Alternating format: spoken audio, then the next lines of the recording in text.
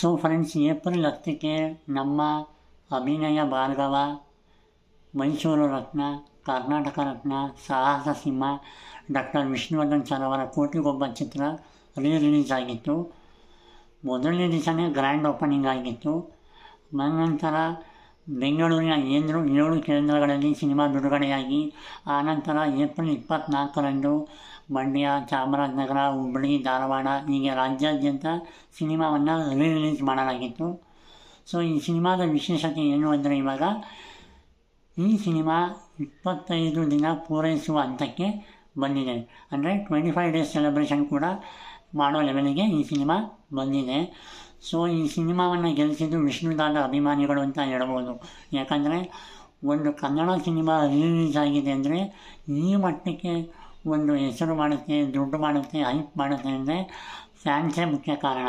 ಅದರಲ್ಲೂ ಕೂಡ ವಿಷ್ಣುದಾದ ಅವರ ಫ್ಯಾನ್ಸು ಈ ಸಿನಿಮಾವನ್ನು ತಮ್ಮ ಹಬ್ಬದ ರೀತಿ, ತಮ್ಮ ಮನೆಯ ಹಬ್ಬದ ರೀತಿ ಸಂಭ್ರಮವನ್ನು ಮಾಡಿದ್ರು. ಹಾಗಾಗಿ ವಿಷ್ಣುವರ್ಧನ್ ಸರ್ ಅವರ ಕೋಟಿಗೊಬ್ಬ ಚಿತ್ರ 25 ದಿನ ಪೂರೈಸುವ ಹತ್ತಿರ ಬಂದಿದೆ. ಸೊ ಇನ್ನು ಯಾರು ಕೂಡ ನೋಡಿಲ್ವೋ ದಯವಿಟ್ಟು ಹೋಗಿ ಸಿನಿಮಾವನ್ನು ನೋಡಿ, ಕೋಟಿಗೊಬ್ಬ ಸಿನಿಮಾವನ್ನು ನೋಡಿ ಗೆಲ್ಲಿಸಿ. ಮತ್ತು ವಿಷ್ಣುದಾದ ಅಭಿಮಾನಿಗಳ ಜೊತೆಗೆ ಎಲ್ಲರೂ ಕೂಡ ಒಂದು ಉತ್ತಮ ಚಿತ್ರವನ್ನು ನೋಡಿ ಸಪೋರ್ಟ್ ಮಾಡಿ.